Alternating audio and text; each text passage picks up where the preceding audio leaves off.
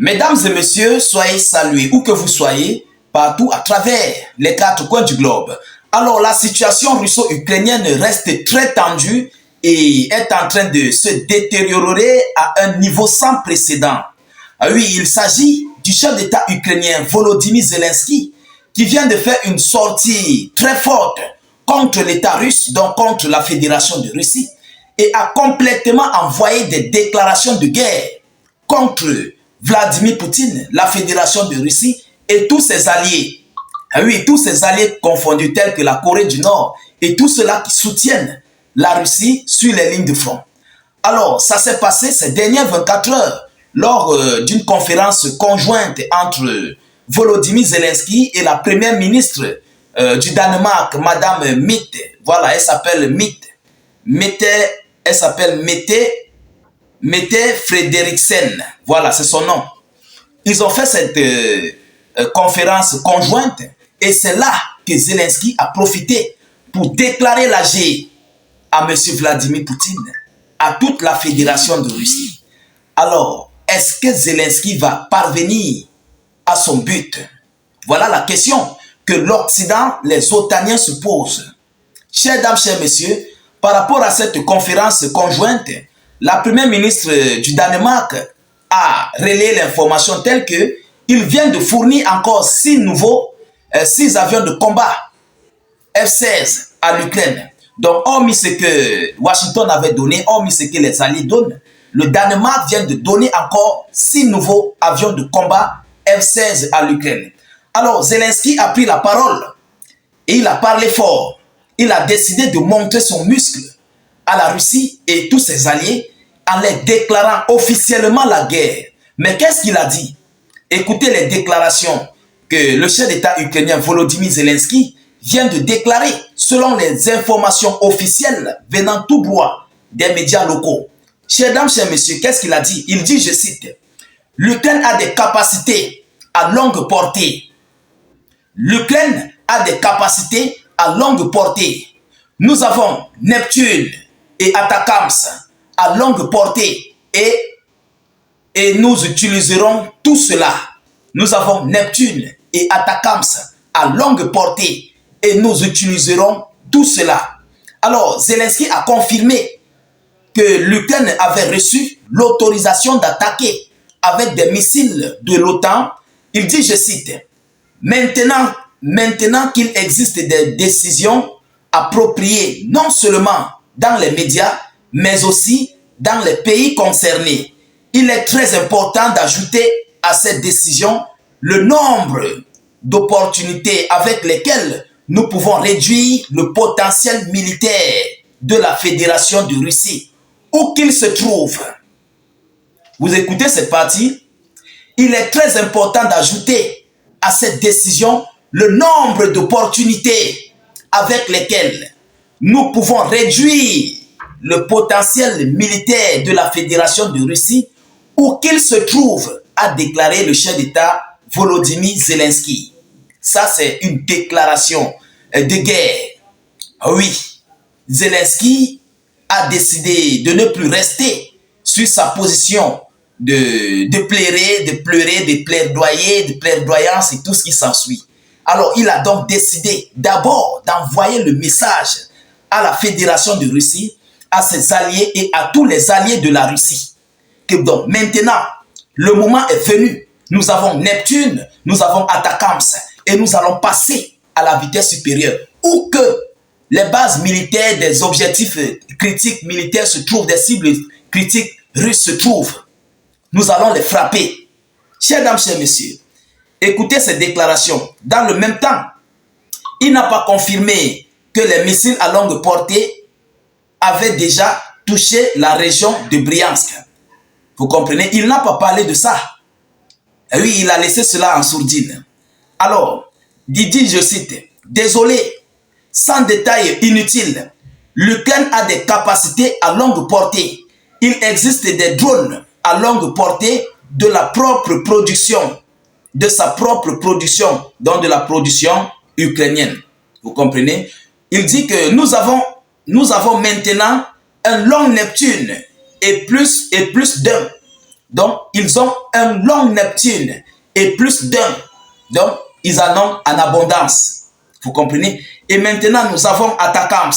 Et nous utiliserons tout cela, a-t-il répondu aux journalistes et aussi à cette première ministre du Danemark. Alors, voilà ce que Volodymyr Zelensky vient d'envoyer comme message, comme menace, comme information fracassante à la Fédération de Russie. Alors, par rapport à cela, on peut se dire que Zelensky se dit prêt. Oui, par rapport à cette décision, il a Neptune, il a les missiles Atacams, il a les drones à longue portée. Donc maintenant, Zelensky est prêt contre la Fédération de Russie. Ah oui, ça c'est une déclaration de guerre imminente. Et ça montre, ça prouve que d'ici demain ou après-demain, ou bien dans les prochains jours ou les prochaines semaines, ce conflit risquerait de se passer d'une autre manière à laquelle le monde risquerait de chambouler. Ah oui, parce que la seule personne qui détient encore ce frein, le frein de ce conflit, c'est la Fédération de Russie. Il faut le dire. C'est la Russie qui détient encore la clé du lancement de la troisième guerre mondiale. Il suffit que Poutine touche sur le bouton rouge sur un pays de l'OTAN et le tour est joué. Donc, nous sommes au bord de l'escalade, mais très, très imminente. Alors, chers dames, chers messieurs, Volodymyr Zelensky a bombé le torche et, selon les informations fournies, Washington continue et va encore envoyer certaines aides militaires. On a même d'ailleurs, je pense, la Lituanie. Oui, nous avons la Lituanie qui a décidé de consacrer 10 millions d'euros à des projets de restauration d'infrastructures en Ukraine. Donc la Lituanie est en train d'envoyer des aides, non seulement militaires, et aussi les aides économiques, donc les financements, quoi. Vous comprenez? Alors, voilà la situation russo-ukrainienne.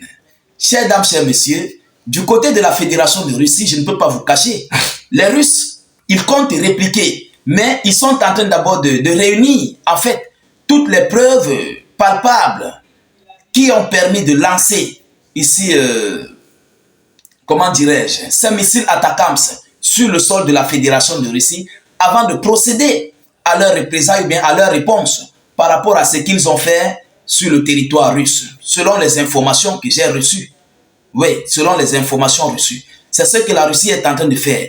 Donc, ils ne veulent pas agir d'une autre manière. Vous comprenez, sans preuve, sans collecter des informations ou quoi que ce soit. Non, ça c'est les réflexions amateurs. Ça, ce sont des réponses amateurs. Vous comprenez? Donc, la Russie est en train de réunir toutes les preuves. Dès que les preuves seront pleines, vous comprenez? Et là, les Russes vont passer directement à la chose contre Volodymyr Zelensky et tous ses alliés de l'OTAN. Bon, je ne sais pas s'il va frapper là-bas. Ça, je ne sais pas. Mais plus précisément contre l'Ukraine. Oui, parce que c'est sur l'Ukraine. C'est en Ukraine que c'est sorti. Et c'est en Ukraine qu'il y a le stock. Tout le stock de missiles Neptune, Atacams et tout ce qui s'ensuit. Alors, du côté de l'Union européenne, ils sont encore en train de préparer le paquet. Parce qu'ils attendaient l'approbation des États-Unis d'Amérique et les premiers tirs de missiles Atacams sur le sol russe. De leur côté, ils sont en train de s'organiser pour envoyer des missiles Scalp et des missiles Storm Shadow britanniques du côté de l'Ukraine. Donc, avec tout cela, on estime que Volodymyr Zelensky aura déjà tout ce qu'il désire pour frapper en profondeur sur le territoire russe. Oui, il n'y aura plus autre chose qui va empêcher. Parce que les soldats otaniens, bon, ça c'est un petit détail, s'ils n'ont pas pu maintenir le front durant toutes ces dernières années en tant que mercenaires, alors cela ne sert à rien qu'on les envoie officiellement. Ils seront toujours détruits. Vous comprenez? Mais le plus dur, ce sont ces missiles à longue portée. Alors, chères dames, chers messieurs, nous continuons de suivre cette actualité de près. Nous ne manquerons pas de vous tenir informés de cette situation, de ce conflit russo-ukrainien. Partagez au maximum la vidéoconférence dans tous les groupes possibles. N'hésitez pas de cliquer sur le lien de notre chaîne YouTube. Nous réalisons des vidéoconférences là-bas et il y a certaines vidéos que nous publions sur YouTube que nous ne pouvons pas publier sur Facebook par rapport aux images, par rapport, voilà, au contenu. Vous comprenez déjà? Voilà. Alors, partagez au maximum. Ceux qui ne connaissent pas comment faire pour nous rejoindre sur YouTube, le lien se trouve en commentaire. Dès que vous cliquez sur le lien, ça va s'ouvrir. Ensuite, vous cliquez sur s'abonner. Et puis, vous activez la cloche de notification juste là. Là où vous allez cliquer sur s'abonner. Vous comprenez? Et dès que vous le faites, vous allez recevoir les notifications en temps réel.